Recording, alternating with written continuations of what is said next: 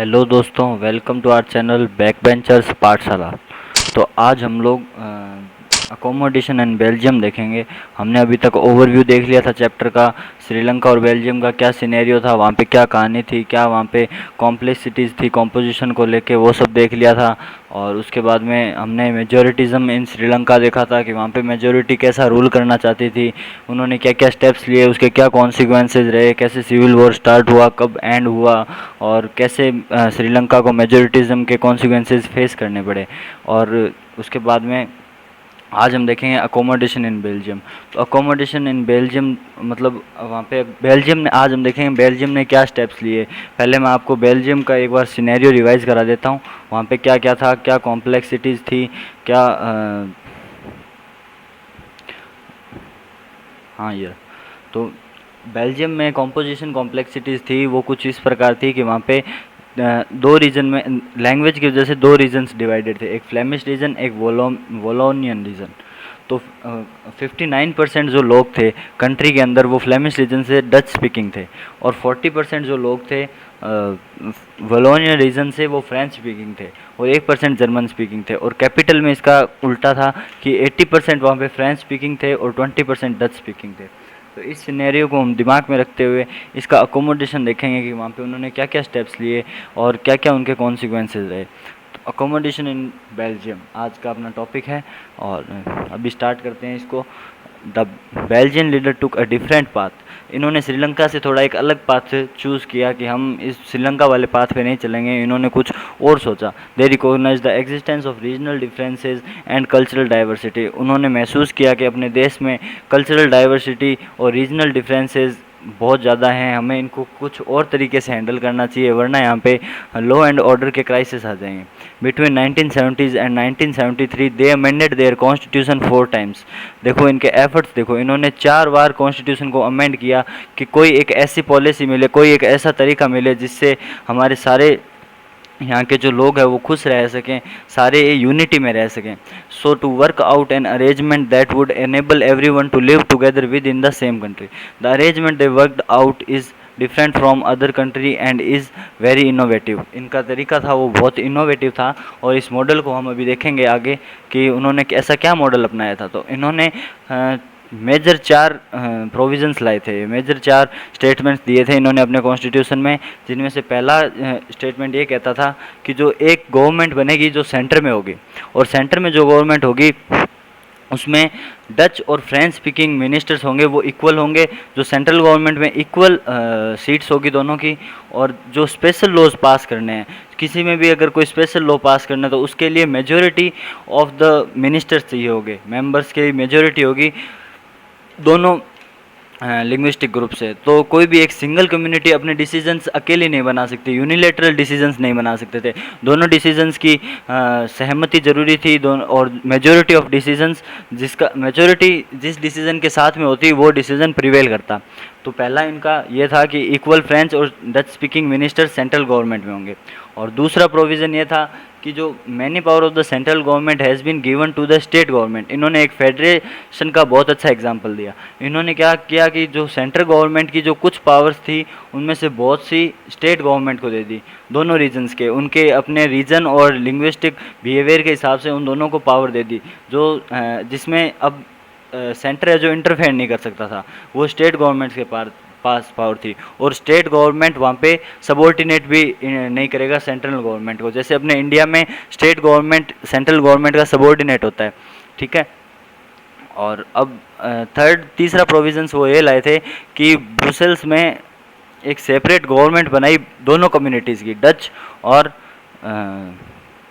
French speaking लोगों की, दोनों की इक्वल रिप्रेजेंटेशन से एक अलग कम्युनिटी की गवर्नमेंट बनाई, जिसमें फ्रेंच पीपल ने इक्वल रिप्रेजेंटेशन एक्सेप्ट की, और ब्रुसेल में और डच स्पीकिंग लोगों ने इक्वल रिप्रेजेंटेशन एक्सेप्ट की सेंट्रल गवर्नमेंट में। क्योंकि डच स्पीकिंग लोग नेशन में ज़्यादा थे और ब्रुसेल्स में फ्रेंच स्पीकिंग लोग थे, तो दोनों हाथ में लड्डू रख नहीं सकते, एक से छोड़ना पड़ेगा। तो इन दोनों ने म्यूचुअल कंसेंट से एक जितनी रिप्रेजेंटेशन एक्सेप्ट की दोनों जगह, ब्रुसेल्स और सेंटर में। तो इन्होंने एक नई एक सेपरेट गवर्नमेंट बनाई जिसमें दोनों कम्युनिटीज़ की इक्वल रिप्रेजेंटेशन थी। और इन तीनों प्रोविजंस के अलावा एक बहुत ही यूनिक आइडिया लाए थे ये। इन्होंने एक और गवर्नमेंट बनाई सेंट्रल और स्टेट के अलावा। वो तीसरे काइंड की गवर्नमेंट थी, कम्युनिटी गवर्नमेंट, जो वहाँ के पूरे बेल्जियम में से एक कम्युनिटी के जितने भी लोग थे वो उनको वो उनको इलेक्ट करते थे। जैसे डच स्पीकिंग लोग एक डच स्पीकिंग रिप्रेजेंटेटिव को इलेक्ट करते थे, और एक फ्रेंच स्पीकिंग लोग जितने भी थे, डजेंट मैटर वो कौन सी जगह से थे, अगर बेल्जियम से थे, ब्रुसेल्स थे और या फिर वो कोई फ्रेंच स्पीकिंग रीजन से थे, अगर डच स्पीकिंग है तो वो पूरी बेल्जियम में से एक डच स्पीकिंग रिप्रेजेंटेटिव को इलेक्ट करते थे। और एक तीनों कम्युनिटीज़ की, डच, फ्रेंच और जर्मन स्पीकिंग तीनों कम्युनिटीज़ की एक एक गवर्नमेंट बनती थी, कम्युनिटी गवर्नमेंट, जिनमें वो अपने अपने लोगों का ध्यान रखते थे। जैसे डच स्पीकिंग गवर्नमेंट होगी वो डच स्पीकिंग पीपल्स का ध्यान रखेगी। उनका रीजन, उनका जुरिसडिक्शन किस में था? कल्चरल में, educational and language related issues में उनका जुरिसडिक्शन था। तो ये जो तीसरी गवर्नमेंट थी ये तीन चीज़ों में जुरिसडिक्शन रखती थी, कल्चरल और educational and language related issues. अब आप देखोगे कि ये थोड़ा कॉम्प्लिकेटेड था, ये वास्तव में थोड़ा कॉम्प्लिकेटेड तो था, और कॉम्प्लिकेटेड के साथ में थोड़ा यूनिक भी था, इनोवेटिव भी था। और इसमें सबसे यूनिक था फोर्थ वाला, जो कम्युनिटीज़ गवर्नमेंट वाला पार्ट था। ठीक है, थोड़ा यूनिक था, एक बार वापस आराम से सुनोगे तो आपको समझ आएगा। ठीक है, पर ये जो अरेंजमेंट्स थे इन्होंने बनाए थे वो वर्कआउट किए। इनके जो अरेंजमेंट्स थे, इनके जो एफर्ट्स थे वो वर्कआउट थे, रिजल्ट्स आए थे उनसे। तो इन्होंने क्या इस तरीके से बढ़िया प्रोविजंस लाके अपने कंट्री में लॉ एंड ऑर्डर मेंटेन किया। इन्होंने श्रीलंका की तरह सिविल वॉर होने से अपने देश को बचा लिया, और इससे क्या हुआ कि वहाँ पे सिविक स्ट्राइफ्स नहीं हुए, वहाँ पे लड़ाइयाँ नहीं हुई, वहाँ पे देश के अंदर की जो लड़ाई होती है, जो दो कम्युनिटीज़ के बीच में होती है, वो सब नहीं हुई। वो वहाँ के रिप्रेजेंटेटिव्स ने रोक लिया, क्योंकि उन्होंने एक टाइम से अच्छे स्टेप्स ले लिए थे। ना कि श्रीलंका की तरह उन्होंने अपना मेजोरिटीरिज्म दूसरों पे थोपने की कोशिश की थी। उनमें पता था कि अगर एक देश में यूनिटी रखनी है तो हमें सारी कम्युनिटीज़ को एक साथ लेके चलना पड़ेगा। और जब ये सब वहाँ पे इतना डेवलपमेंट देखो आप, इनके बाद में वहाँ पे यूरोपियन यूनियन, जो एक बहुत बड़ा ग्रुप है यूरोपियन कंट्रीज़ का, उनका हेडक्वार्टर ब्रुसेल्स में है अभी। ठीक है, तो आप ये फ़ोटो में देख सकते हैं, ये यूरोपियन यूनियन का हेडक्वार्टर है।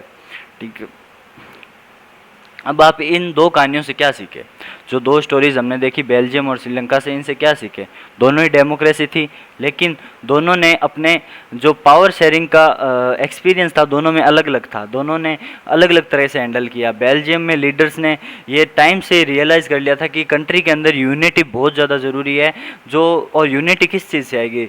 दूसरों की फीलिंग्स को, उनके इंटरेस्ट को रिस्पेक्ट करने की वजह से यूनिटी आएगी। अगर हम कोई भी कम्युनिटी को दबाने की कोशिश करेंगे तो वो थोड़े दिनों में रिवोल्यूशन आएगा उनके अंदर, वो थोड़े दिनों में आक्रोश में आएगी। तो उन्होंने टाइम से स्टेप्स लिए और उन्होंने सबकी फीलिंग्स को समझा, सबको एक जितना दर्जा देने की कोशिश की। उन्होंने एफर्ट्स लगाए कि हम अलग अलग गवर्नमेंट बनाएंगे, और एक ऐसा रियलाइजेशन लाए जो म्यूचुअली एक्सेप्टेड था। एक ऐसा अरेंजमेंट लाए पावर शेयरिंग का जो सब ने एक्सेप्ट किया, तीनों कम्युनिटीज़ ने एक्सेप्ट किया।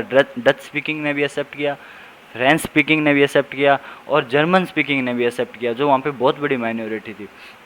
और श्रीलंका ने इनका थोड़ा अलग एग्जाम्पल दिया। श्रीलंका ये सब सेटअप करने में फेल हो गई। वहाँ पे जो मेजोरिटी कम्युनिटी थी उसने अपना डोमिनेंस फोर्स करने की कोशिश की तमिलियंस पे, और जिसकी वजह से वहाँ पे आपने देखे वहाँ पे कितना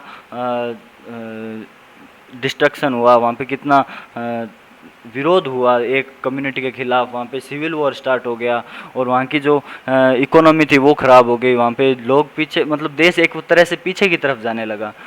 तो ये कंट्री की यूनिटी को अंडरमाइन कर दिया उसने। कंट्री में यूनिटी नहीं रही, वहाँ पे अब लोगों में एक यूनिटी नहीं रही। अब वहाँ पे लोग एक दूसरे के विरोध होने लगे थे। लेकिन बेल्जियम में आप देखोगे तो लोग अब एक साथ आ गए थे। उन्होंने एक ऐसा अरेंजमेंट बैठा लिया था कि अब ठीक है, अब हमारे राइट्स हमारे भी नहीं दबेंगे। कुछ डच स्पीकिंग ने अपने राइट्स छोड़े, कुछ फ्रेंच स्पीकिंग ने अपने राइट्स छोड़े, और दोनों ने मिलके एक ऐसे पॉइंट ऑफ एग्रीमेंट में पहुँचे जहाँ पे उन दोनों ही कम्युनिटीज़ का बहुत ज़्यादा फ़ायदा हो गया। वरना आप श्रीलंका में देखो कि एक कम्युनिटी को अपना डोमिनेंस थोपने की वजह से दोनों ही कम्युनिटीज़ को बहुत ज़्यादा नुकसान हुआ। पूरे श्रीलंका में बहुत ज़्यादा नुकसान हुआ, सिविल वॉर हुआ वहाँ पे। और तो अब नेक्स्ट जो वीडियो आएगी उसमें हम पावर शेयरिंग एक अच्छा ऑप्शन क्यों है ये हम डिस्कस करेंगे। तब तक आप इसके जो इम्पोर्टेंट नोट्स हैं ये जो है ये आप रिवाइज़ करो चैप्टर्स में। ये देखो आपको हर एक पीपीटी में इम्पोर्टेंट नोट्स मिलेंगे नीचे, और ये आप रिवाइज़ करो। तब तक मिलते हैं नेक्स्ट वीडियो में, तब तक पढ़ते रहें। Okay bye.